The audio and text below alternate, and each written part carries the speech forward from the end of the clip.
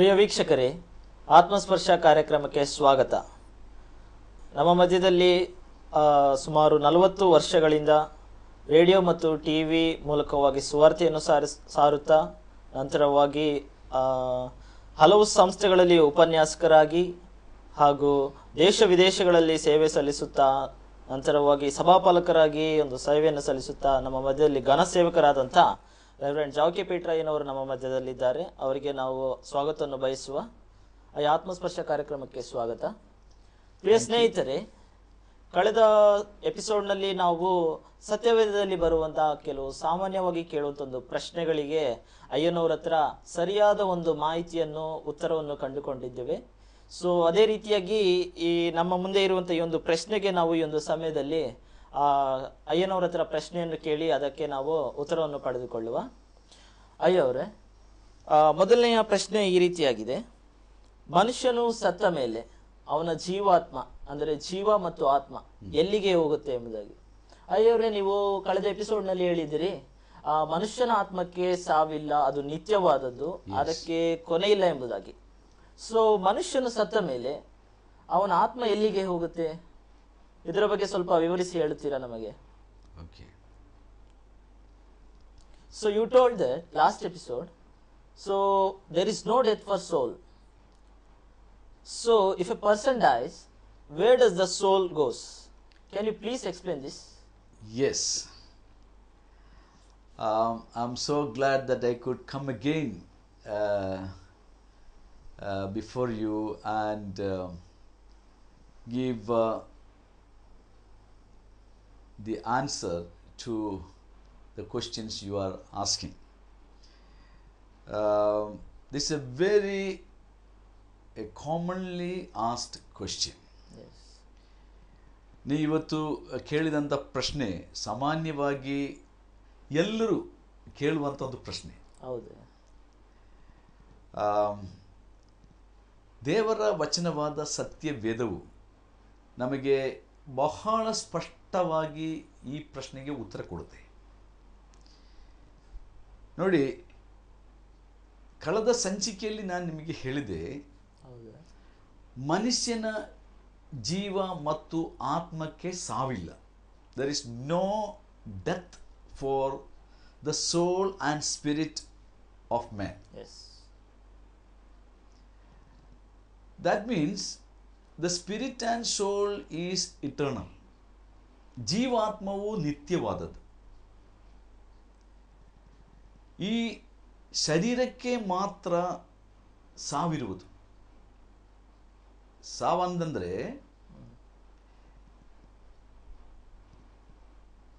ಕಳೆದ ಸಂಚಿಕೆಯಲ್ಲಿ ನಾನು ಹೇಳುವಾಗ ನಾವು ಚರ್ಚೆ ಮಾಡಿದೀವಿ ಅದರ ವಿಷಯದಲ್ಲಿ ಸ್ವಲ್ಪ ಮಟ್ಟಿಗೆ. ಅಂದ್ರೆ ಪಾಪದ ನಿಮಿತ್ತವಾಗಿ ಮನುಷ್ಯನ ಆತ್ಮಕ್ಕೆ ಮೊದಲು ಸಾವು ಬಂತು. ಸಾವಂದ್ರೆ ಅಗಲುವಿಕೆ, separation. Death means separation. So because of the rebellion or sin or wilful disobedience of Adam and Eve, the first man and his woman, spiritual death occurred in their lives. ಆತ್ಮೀಕವಾದ ಸಾವು ಅಥವಾ ಅಗಲುವಿಕೆ ಮೊಟ್ಟ ಮೊದಲದಾಗಿ ಅವರಲ್ಲಿ ಸಂಭವಿಸಿತು. ಅದರ ಪರಿಣಾಮವಾಗಿ ದೇವರು ಅವರನ್ನು ಶಪಿಸಿದಾಗ ದೇವರು ಹೇಳ್ತಾನೆ, ನಿಮ್ಮನ್ನು ನಾನು ಮಣ್ಣಿನಿಂದ ಸೃಷ್ಟಿ ಮಾಡಿದ್ದೇನೆ, ಆದ ಕಾರಣ ನಿಮಗೆ ಮರಣ ಸಂಭವಿಸುತ್ತದೆ, ನಿಮ್ಮ ಶರೀರವು ಮಣ್ಣಿಗೆ ಸೇರುವುದು, ಜೀವಾತ್ಮವು ಮಣ್ಣಿಗೆ ಸೇರುತ್ತೆ ಎಂಬುದಾಗಿ ದೇವರು ಹೇಳಲಿಲ್ಲ. ಇದು ಬೈಬಲ್ನ ಮೊದಲನೆಯ ಪುಸ್ತಕವಾದ ಆದಿಕಾಂಡದಲ್ಲಿ ನಾವು ಓದುತ್ತೇವೆ. ಸೊ ದೇವರು ಹೇಳುತ್ತಾನೆ, ನಿನ್ನ ಶರೀರವು ಮಣ್ಣಿಗೆ ಸೇರುವುದು. ಮಣ್ಣಿಗೆ ಸೇರುವಂತ ಅಥವಾ ಮರಣ, ದೇಹದ ಈ ಮರಣ ತಾತ್ಕಾಲಿಕವಾದದ್ದು. ಈ ಶರೀರ ಕೂಡ ಮಣ್ಣಿಗೆ ಸೇರುವುದು ಸ್ವಲ್ಪ ಕಾಲಗಳಿಗೆ ಮಾತ್ರ. ಹಾಗಂದ ಮೇಲೆ ಈ ದೇಹಕ್ಕೆ ಒಂದು ಬದಲಾವಣೆ ಸಂಭವಿಸಿ ಒಂದು ರೂಪಾಂತರ ಉಂಟಾಗಿ ಈ ಶರೀರವು ದೇವರ ಜೊತೆಯಲ್ಲಿ ನಿತ್ಯಕ್ಕೂ ವಾಸ ಮಾಡಬಹುದು, ಅಥವಾ ದೇವರನ್ನು ಬಿಟ್ಟು ಅಗಲಿ ನಿತ್ಯ ನರಕ ಎಂಬ ಜಾಗದಲ್ಲಿ ನಿತ್ಯ ಕಾಲಕ್ಕೂ ಜೀವಾತ್ಮವು ಈ ದೇಹದೊಟ್ಟಿಗೆ ಇದ್ದುಕೊಂಡು ಮನುಷ್ಯನಿಗೆ ಒಂದು ಬಾಳ್ವೆ ಇದೆ, ಒಂದು ಜೀವನ ಇದೆ ಎಂಬುದು ಸ್ಪಷ್ಟವಾಗಿ ನಮಗೆ ಅರ್ಥ ಆಗ್ತದೆ. ಅಯ್ಯವ್ರೆ, ಈ ಒಂದು ಆತ್ಮವು ನೀವು ಹೇಳುತ್ತಿದ್ದೀರಿ ಮನುಷ್ಯನ ಆತ್ಮವು ನಿತ್ಯವಾದದ್ದು ಎಂಬುದಾಗಿ. ಹೌದು. ಹಾಗಾದ್ರೆ ಈ ನಿತ್ಯವಾದ ಒಂದು ಆತ್ಮವು, ಕೊನೆ ಇಲ್ಲದಂತ ಒಂದು ಆತ್ಮವು ಅದು ಎಲ್ಲಿಗೆ ಹೋಗುತ್ತೆ ಎಂಬುದಾಗಿ ವಿವರಿಸಿ. ಇನ್ನು ಹೇಳ್ತೀನಿ. ಮನುಷ್ಯನ ಜೀವಾತ್ಮ ಎಂಬುದು ಒಟ್ಟಿಗಿರುವಂಥದ್ದು, ಅದನ್ನು ನಾವು ಬೇರ್ಪಡಿಸಕ್ಕಾಗಲ್ಲ. ಹೌದು. ಈ ಶರೀರದಿಂದ ಮನುಷ್ಯನ ಜೀವಾತ್ಮವನ್ನು ನಾವು ಬೇರ್ಪಡಿಸಬಹುದೇ ಹೊರತು ಜೀವಾತ್ಮವನ್ನ ಬೇರ್ಪಡಿಸಲಿಕ್ಕಾಗಲ್ಲ. ಅದು ಮೊದಲನೇದಾಗಿ ನಾವು ತಿಳ್ಕೋಬೇಕು. ಈಗ ಉದಾಹರಣೆಗೆ ನಾವು ಬೈಬಲ್ನಲ್ಲಿ ಮತ್ತಾಯನ ಬರೆದ ಸುವಾರ್ತೆ 12ನೇ ಅಧ್ಯಾಯದ 40ನೇ ವಚನ ನೋಡ್ರಿ. Mathews gospel 12 and verse 40. Verse 14, right? 40. Yes. ಅಂದರೆ ಯೋನನು ಹೇಗೆ 3 ದಿನ ರಾತ್ರಿ ಹಗಲು ದೊಡ್ಡ ಮೀನಿನ ಹೊಟ್ಟೆಯೊಳಗೆ ಇದ್ದನೋ ಹಾಗೆಯೇ ಮನುಷ್ಯಕುಮಾರನು 3 ದಿನ ರಾತ್ರಿ ಹಗಲು ಭೂಗರ್ಭದೊಳಗೆ ಇರುವನು. ಓಕೆ, ಭೂಗರ್ಭ ಸಮಾಧಿ ಎಂದು ಹೇಳಿದರೆ ಭೂಗರ್ಭ, ಅದರ ನಂತರ ನರಕ. ಈ ರೀತಿಯಾಗೆಲ್ಲ ನಾವು ದೇವರ ವಾಕ್ಯದಿಂದ ನಾವು ತಿಳ್ಕೊಳ್ತೇವೆ. ಈಗ ಮತ್ತಾಯನ ಸುವಾರ್ತೆಯಲ್ಲಿ ಯೇಸು ಸ್ವಾಮಿ ಹೇಳುತ್ತಾನೆ, ಮನುಷ್ಯನ ಶರೀರವನ್ನು ನೀವು ಕೊಲ್ಲಬಹುದೇ ಹೊರತು ಆತ್ಮವನ್ನು ಕೊಲ್ಲಲಾರ್ರಿ. ಆತ್ಮವನ್ನು, ಜೀವವನ್ನು ಮನುಷ್ಯನು ಕೊಲ್ಲಿಕ್ಕೆ ಸಾಧ್ಯವಿಲ್ಲ, ಅಥವಾ ಕೊಲ್ಲುವುದಂದ್ರೆ ನಾಶ ಮಾಡಲಿಕ್ಕೆ, ನಿತ್ಯಕ್ಕೋಸ್ಕರ ಸದಾ ಕಾಲಕ್ಕೋಸ್ಕರ ಇಲ್ಲದಂತೆ ಮಾಡಲಿಕ್ಕೆ ಸಾಧ್ಯವಿಲ್ಲ. ದೇಹವನ್ನು ನೀವು ತಾತ್ಕಾಲಿಕವಾಗಿ ಜೀವಾತ್ಮದಿಂದ ಬೇರ್ಪಡಿಸಬಹುದು. ಈಗ ಹಾಗಾದರೆ ಆತ್ಮ ಮತ್ತು ಜೀವಕ್ಕೆ ಸಾವಿಲ್ಲ ಎಂಬುದು ಖಚಿತ. ಈಗ ಸತ್ತ ನಂತರ ಈ ಮನುಷ್ಯನಿಗೆ ದೇಹದಲ್ಲಿ ಈ ಮರಣ ಸಂಭವಿಸಿದ ನಂತರ ಅವನು ಎಲ್ಲಿ ಹೋಗ್ತಾನೆ? Wear will man go after his death? ಈಗ 1 ಥೆಸಲೋನಿಕದವರಿಗೆ ಬರೆದ ಪತ್ರ ಎಂಬ ಪತ್ರದಲ್ಲಿ ನಾವು 5ನೇ ಅಧ್ಯಾಯ ಓದುವಾಗ ಮ್ಯಾನ್ನಲ್ಲಿ ಅಥವಾ ಮನುಷ್ಯನಲ್ಲಿ ಇರ್ತಕ್ಕಂಥ 3 ಘಟಕಗಳ ಕುರಿತಾಗಿ ನಾವಲ್ಲಿ ಓದ್ತೇವೆ. Okay, so when we read in the first epistle of Thessalonians, First Thessalonians and chapter 5 and verse 23, 23ನೇ ವಚನ ಓದುವಾಗ, ಶಾಂತಿದಾಯಕನಾದ ದೇವರು ತಾನೇ ನಿಮ್ಮನ್ನು ಪರಿಪೂರ್ಣವಾಗಿ ಪವಿತ್ರ ಮಾಡಲಿ, ನಿಮ್ಮನ್ನು ಪರಿಪೂರ್ಣವಾಗಿ ಪವಿತ್ರ ಮಾಡಲಿ. ಓಕೆ, ಆಮೇಲೆ ನಮ್ಮ ಕರ್ತನಾದ ಯೇಸು ಕ್ರಿಸ್ತನು ಪ್ರತ್ಯಕ್ಷನಾದಾಗ ನಿಮ್ಮ ಆತ್ಮ, ಪ್ರಾಣ, ಶರೀರಗಳು ದೋಷವಿಲ್ಲದೆ ಸಂಪೂರ್ಣವಾಗಿ ಕಾಣಿಸುವಂತೆ ಕಾಪಾಡಲ್ಪಡಲಿ. ಇಲ್ಲಿ ನಾವು ಓದುವಾಗ ಮನುಷ್ಯನ 3 ಅಂಶಗಳು ಅಥವಾ 3 ಘಟಕಗಳು ಯಾವ್ಯಾವು ಎಂಬುದಾಗಿ ಅಲ್ಲಿ ಬರ್ತದೆ. ಹೌದಾ? ಯಾವ್ಯಾವು? ಆತ್ಮ, ಪ್ರಾಣ, ಶರೀರ. ಇದು 3 ಇದ್ದರೆ ಮಾತ್ರ ಮನುಷ್ಯ. ಇದರಲ್ಲಿ ಯಾವುದಾದ್ರೂ ಒಂದು ಇಲ್ಲದೆ ಹೋದರೆ ಅವನನ್ನು ಮನುಷ್ಯ ಅಂತ ಹೇಳಲಿಕ್ಕೆ ಆಗಲ್ಲ.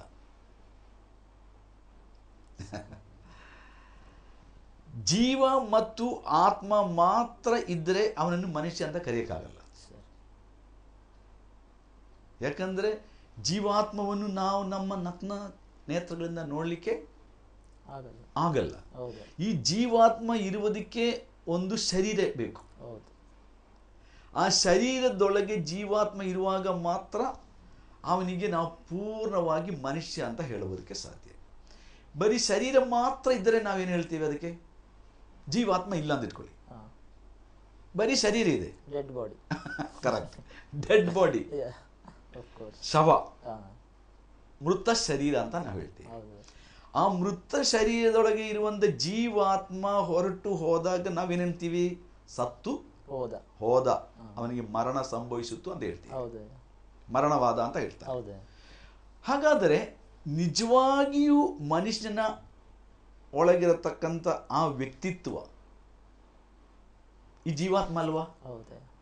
ಖಂಡಿತ. ಅದಕ್ಕೆ ಮನುಷ್ಯನು ಸತ್ತಾಗ ಆ ಮನುಷ್ಯನು ಸತ್ತು ಹೋದ, ಅವನು ಬದುಕಿದ್ದಾಗ ಅವನು ಯಾವ ಹೆಸರುಳ್ಳವನಾಗಿದ್ದನೋ ಆ ಹೆಸರನ್ನು ನಾವು ಕರೆದು ಹೇಳ್ತೇವೆ, ಇಂಥವನು so and so is dead. But his body may be there, ಅವನ ಡೆಡ್ ಬಾಡಿ, ಅವನ ಮೃತ ಶರೀರ ಅಲ್ಲಿ ಇರ್ತದೆ. ಆದರೆ ನಾವು ಏನು ಹೇಳ್ತೇವೆ? So and so is dead. ಇಂಥ ವ್ಯಕ್ತಿ ತೀರ್ಕೊಂಡು ಹೋದ, ಸತ್ತು ಹೋದ. ಆದರೆ ನಿಜವಾದ ವ್ಯಕ್ತಿ ಆ ಶರೀರದೊಳಗಿಂದ ಹೊರಟು ಹೋಯಿತು ಎಂದು ಅರ್ಥ. ಹಾಗಾದರೆ ಜೀವಾತ್ಮ ಅಲ್ಲವ ಮನುಷ್ಯನ ನಿಜವಾದ ವ್ಯಕ್ತಿ ಸ್ವರೂಪ ಅಂತ ಹೇಳುವಂಥದ್ದು. ಅದಕ್ಕೆ ಸತ್ಯವೇದ ಕೂಡ ಹೇಳುತ್ತದೆ, ಮನುಷ್ಯನ ಪ್ರಾಣ, ಆತ್ಮ ಮತ್ತು ಶರೀರ, ಇದು ಮೂರು ದೇವರ ದೃಷ್ಟಿಯಲ್ಲಿ ಬಹಳ ಪ್ರಾಮುಖ್ಯವಾದದ್ದು. ದೋಷವಿಲ್ಲದೆ ಸಂಪೂರ್ಣವಾಗಿ, ಇದು ಮೂರೂ ಸಹ ದೇವರ ದೃಷ್ಟಿಯಲ್ಲಿ ದೋಷವಿಲ್ಲದೆ ಸಂಪೂರ್ಣವಾಗಿ ಕಾಣಿಸ್ಕೋಬೇಕು. ಹಾಗಾದ್ರೆ ಸಂಪೂರ್ಣವಾದ ಮನುಷ್ಯ ಅಂತ ಹೇಳುವಾಗ ಅವನೊಳಗೆ ಜೀವ ಇದೆ, ಅವನೊಳಗೆ ಆತ್ಮ ಇದೆ, ಮತ್ತು ಅವನಿಗೆ ಈ ಜೀವಾತ್ಮ ಇರುವುದಕ್ಕೆ ಒಂದು ದೇಹ ಇದೆ. ಇದು ನಾವು ಸ್ಪಷ್ಟವಾಗಿ ಬೈಬಲ್ನ ಮೊದಲನೇ ಪುಸ್ತಕವಾದ ಆದಿಕಾಂಡದಲ್ಲಿ ಓದ್ತೀವಿ ನೋಡಿ. ಮನುಷ್ಯನ ದೇವರು ಸೃಷ್ಟಿ ಮಾಡಿದ ವಿಷಯದಲ್ಲಿ ಓದುವಾಗ ಅಲ್ವಾ, ಒಂದು ವಚನ ನಾವು ನಮ್ಮ ವೀಕ್ಷಕರಿಗೋಸ್ಕರ ಓದುವುದು ಅದು ಯುಕ್ತವಾಗಿರುತ್ತೆ ಅಂತ ನನಗೆ ಅನಿಸ್ತದೆ. ನೋಡ್ರಿ, ಮೊದಲನೇ ಅಧ್ಯಾಯದಲ್ಲಿ 26ನೇ ವಚನ ನಾವು ಓದೋಣ ಮೊದಲು.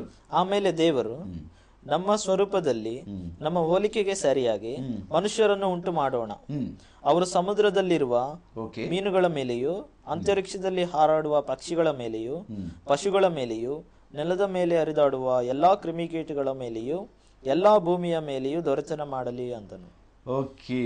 ಓಕೆ, ಮನುಷ್ಯನನ್ನು ದೇವರು ಯಾವ ರೀತಿಯಲ್ಲಿ ಸೃಷ್ಟಿ ಮಾಡಿದನು ಎಂಬುದಾಗಿ, ಅಥವಾ ಸೃಷ್ಟಿ ಮಾಡುವುದಕ್ಕೆ ದೇವರು ಮಾಡಿದಂಥ ಆಲೋಚನೆ ಕುರಿತಾಗಿ ಆಮೇಲೆ ಅಲ್ಲಿ ಓದ್ತೀವಿ ಅಲ್ವಾ? ಆಮೇಲೆ ನಾವು ಇನ್ನೂ ಒಂದೆರಡು ವಚನ ಓದೋಣ. 2ನೇ ಅಧ್ಯಾಯ, chapter 2, again Genesis chapter 2 and verse 7, 7ನೇ ವಚನ ಓದ್ರಿ. ಹೀಗಿರಲು ಯೆಹೋವ ದೇವರು ನೆಲದ ಮಣ್ಣಿನಿಂದ ಮನುಷ್ಯನನ್ನು, ಯೆಹೋವ ದೇವರು, ಯೆಹೋವನು ಅಂದರೆ ಅರ್ಥ ಇರುವಾತನು ಎಂದು ಅರ್ಥ. Jehovah means the one who is self existing, ಸ್ವತಃ ಇರುವಾತನು ಎಂದು ಅರ್ಥ. ಈಗ ಸ್ವತಃ ಇರುವಾತನಾದಂಥ ಸೃಷ್ಟಿಕರ್ತ ದೇವರು ಮನುಷ್ಯನನ್ನ ಮೊಟ್ಟ ಮೊದಲೇ ಮನುಷ್ಯನ ಸೃಷ್ಟಿ ಮಾಡಿದ್ರ ಬಗ್ಗೆ ಅಲ್ಲಿ ಓದ್ತೀವಿ. ಈಗ ಓದಿ. ನೆಲದ ಮಣ್ಣಿನಿಂದ ಮನುಷ್ಯನನ್ನು ರೂಪಿಸಿದ, ಅವನ ಮೂಗಿನಲ್ಲಿ ಜೀವಶ್ವಾಸವನ್ನು ಊದಿದನು. ಆಮೇಲೆ ಆಗ ಮನುಷ್ಯನು ಬದುಕುವ ಪ್ರಾಣಿಯಾದನು. ಮೂಲ ಭಾಷೆಯಲ್ಲಿ ಬದುಕುವ ಆತ್ಮ ಉಳ್ಳಂಥವನಾದನು ಎಂಬುದಾಗಿದೆ. ಅಥವಾ ಬದುಕು ಮತ್ತು ಆತ್ಮ ಒಟ್ಟಿಗೆ ಅವನೊಳಗೆ ಪ್ರವೇಶಿಸಿತು. ದೇವರು ಮನುಷ್ಯನ ಮೂಗಿನಲ್ಲಿ ಜೀವಶ್ವಾಸ ಊದಿದಾಗ ಅದಕ್ಕೆ ಮುಂಚೆ ಅವನೊಂದು ಮಣ್ಣಿನ ಒಂದು ಗೊಂಬೆ ಆಗಿತ್ತು ನೋಡ್ರಿ. ಸೊ ಜೀವ ಶ್ವಾಸ ಅವನೊಳಗೆ ಪ್ರವೇಶಿಸಿದಾಗ ಅವನು ಆತ್ಮ ಉಳ್ಳಂಥ ಮತ್ತು ಜೀವ ಉಳ್ಳಂಥ ಪೂರ್ಣವಾದ ಮನುಷ್ಯನಾದನು. A complete human being. ಈಗ ನಮ್ಮ ಪ್ರಶ್ನೆ, ಮನುಷ್ಯನು ಸತ್ತ ಮೇಲೆ ಎಲ್ಲಿ ಹೋಗುತ್ತೆ ಅಲ್ವಾ? Okay, after death where will man go? ಈಗ ಈ ಸಾವಿನ ವಿಷಯದಲ್ಲಿ ನಾವು ಸ್ವಲ್ಪ ತಿಳ್ಕೊಂಡ್ರೆ ಮಾತ್ರ ನಾವು ಅದನ್ನು ಸರಿಯಾಗಿ ಅರ್ಥ ಮಾಡಿಕೊಳ್ಳಲಿಕ್ಕೆ ಸಾಧ್ಯ. ಮನುಷ್ಯನು ದೇವರ ಕೈಯಿಂದ ಸೃಷ್ಟಿ ಮಾಡಲ್ಪಟ್ಟ ನಂತರ ಅವನಿಗೆ ದೇವರು ಒಂದು ಕಾನೂನು ಕೊಟ್ಟಿದ್ದ. after the creation of man, God has given him a commandment or rules and regulations, how to behave. Yes. ಆ ಒಂದು ಸುಂದರವಾದ ಏದೆನ್ ತೋಟದಲ್ಲಿ ಅವನನ್ನು ಸೃಷ್ಟಿ ಮಾಡಿ ಇರಿಸಿದ ನಂತರ ದೇವರು ಹೇಳ್ತಾನೆ, ನೀನು ನನ್ನ ಆಜ್ಞೆಗಳಿಗೆ ಒಳಪಟ್ಟು ನಡ್ಕೊಳ್ಬೇಕು. ಪ್ರತ್ಯೇಕವಾಗಿ ದೇವರು ಹೇಳ್ತಾನೆ, ಈ ತೋಟದ ಮಧ್ಯದಲ್ಲಿ ಒಂದು ಮರವಿದೆ. ಆ ಮರದ ವಿಷಯದಲ್ಲಿ ದೇವರು ಹೇಳ್ತಾನೆ, ಒಳ್ಳೆದರ ಮತ್ತು ಕೆಟ್ಟದರ ಅರುಹನ್ನು ಉಂಟು ಮಾಡುವ ವೃಕ್ಷ ಮರ, ಅದರ ಹಣ್ಣು ನೀನು ತಿನ್ನಬಾರದು. ಬೇರೆ ಎಲ್ಲ ಹಣ್ಣುಗಳು ನೀನು ತಿನ್ನಬಹುದು, ಆದರೆ ಈ ಪ್ರತ್ಯೇಕವಾದ ಮರದ ಹಣ್ಣನ್ನು ತಿನ್ನಬಾರದು. ತಿಂದರೆ ನೀನು ಸತ್ತು ಹೋಗ್ತೀಯ, ನಿನಗೆ ಸಾವು ಸಂಭವಿಸುತ್ತದೆ. ಸಾವು ಎಂಬುದು ಅಗಲುವಿಕೆ. ಮತ್ತೆ ಇನ್ನೊಮ್ಮೆ ಹೇಳ್ತಾ ಇದ್ದೀನಿ, ಆತ್ಮಿಕವಾದ ಅಗಲುವಿಕೆ, ಅದರ ಪರಿಣಾಮವಾಗಿ ಶಾರೀರಿಕವಾದ ಅಗಲುವಿಕೆ. ನಿತ್ಯನಾದ ಸೃಷ್ಟಿಕರ್ತನಾದ ದೇವರಿಂದ, ಪವಿತ್ರನಾದ ಸೃಷ್ಟಿಕರ್ತನಿಂದ ದೇವರು ಹೇಳ್ದ, ನೀನು ತಿನ್ನಬಾರದು, ತಿಂದರೆ ಸತ್ತು ಹೋಗ್ತೀಯ. ಆದರೆ ಮನುಷ್ಯನು ದೇವರ ಮಾತಿನಂತೆ ನಡ್ಕೊಂಡನ? ಇಲ್ಲ. Disobedient. He was disobedient. Yes. And what was the outcome of his disobedience? Spiritual death first. Yes. Then physical death. Of course. ಮೊದಲು ಸಂಭವಿಸಿದ್ದು ಶಾರೀರಿಕ ಮರಣವಲ್ಲ, ಆತ್ಮಿಕ ಮರಣ. ಸೊ ಮೊದಲು ಆತ್ಮದಲ್ಲಿ ಮರಣ ಸಂಭವಿಸಿತ್ತು, ಆತ್ಮನಲ್ಲಿ ಅಗಲುವಿಕೆ ಸಂಭವಿಸಿತ್ತು, ದೇವರಿಂದ ದೂರವಾದ.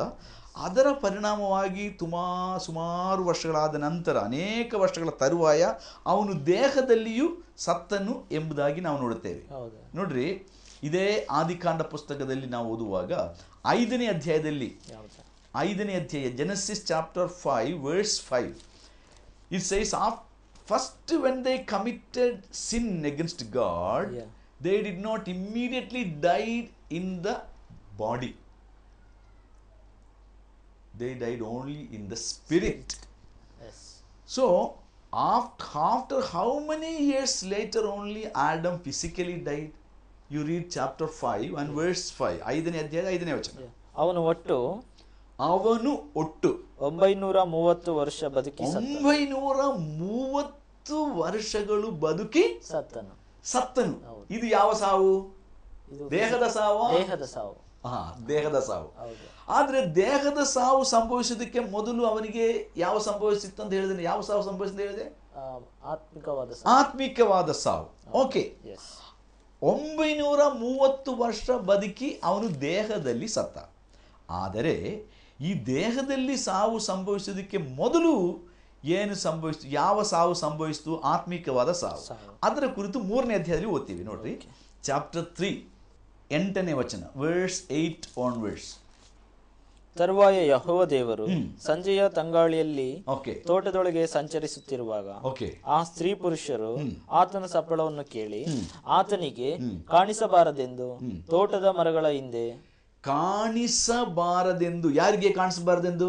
ದೇವರಿಗೆ. ಹೌದು. ಸೃಷ್ಟಿಕರ್ತನಿಗೆ, ಪರಮಾತ್ಮನಿಗೆ ತಮ್ಮನ್ನು ಕಾಣಿಸ್ಕೊಳ್ಬಾರದೆಂದು ಏನ್ ಮಾಡಿದರು? ತೋಟದ ಮರಗಳ ಹಿಂದೆ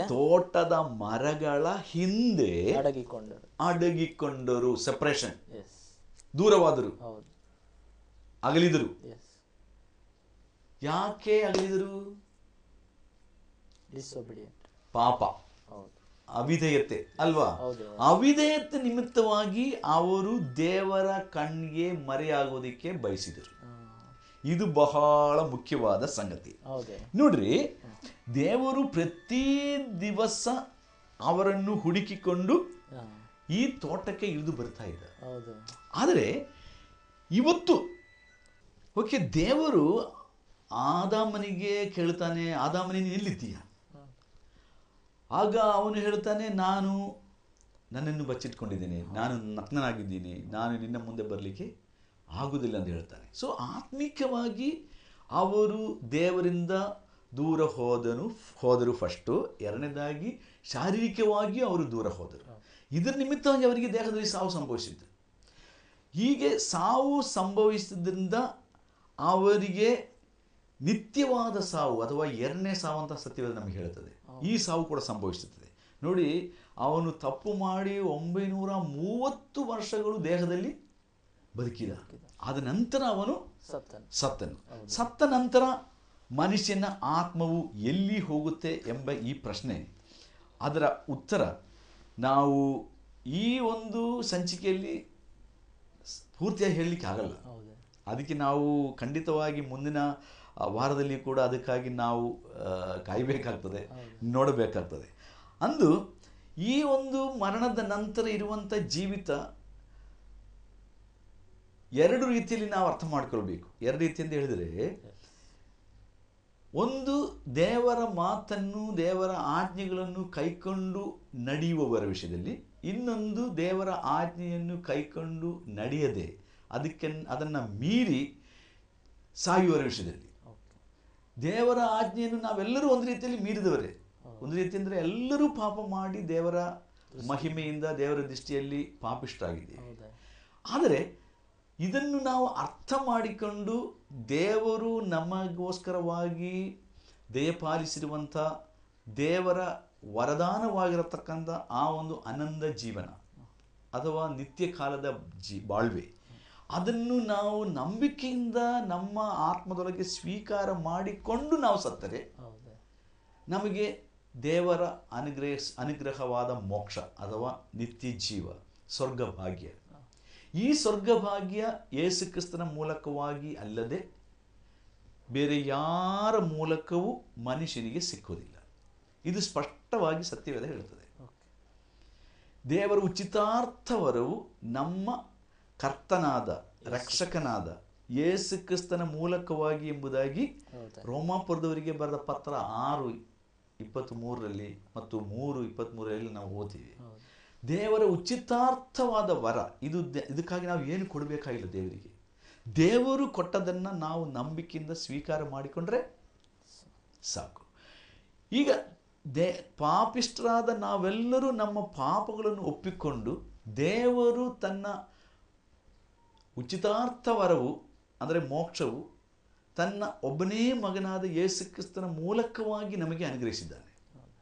ಆದರೆ ಇದು ನಾವು ಒಪ್ಪುತ್ತೀರೋ, ನಾದನ್ನು ತಿರಸ್ಕರಿಸ್ತೀವೋ, ಇದರ ಆಧಾರದ ಮೇರೆಗಿದೆ ಮರಣದ ನಂತರ ಮನುಷ್ಯನು ಮೋಕ್ಷ ಹೋಗ್ತಾನೋ ಅಥವಾ ನರಕ ಹೋಗ್ತಾನೋ ಎಂಬುದು. ಕಡೆದಾಗಿ ಒಂದು ವಚನ ಬೇಗನೆ ನಾವು ಓದಿ ನಾವು ಮುಕ್ತಾಯಗೊಳಿಸೋಣ.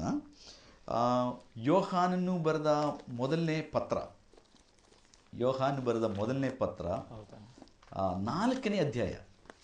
ಬೇಗ ಅದನ್ನು ಓದಿ ನಾವು ಮುಗಿಸೋಣ. ಅದರಲ್ಲಿ ಬಹಳ ಸ್ಪಷ್ಟವಾಗಿದೆ. ಅದಕ್ಕೆ ಈ ಒಂದು ವಚನ ಓದೋಣ. 4ನೇ ಅಧ್ಯಾಯ ದೇವರ ಪ್ರೀತಿಯ ಕುರಿತಾಗಿ ನಾವು ಓದ್ತೀವಿ. 7ನೇ ವಚನ.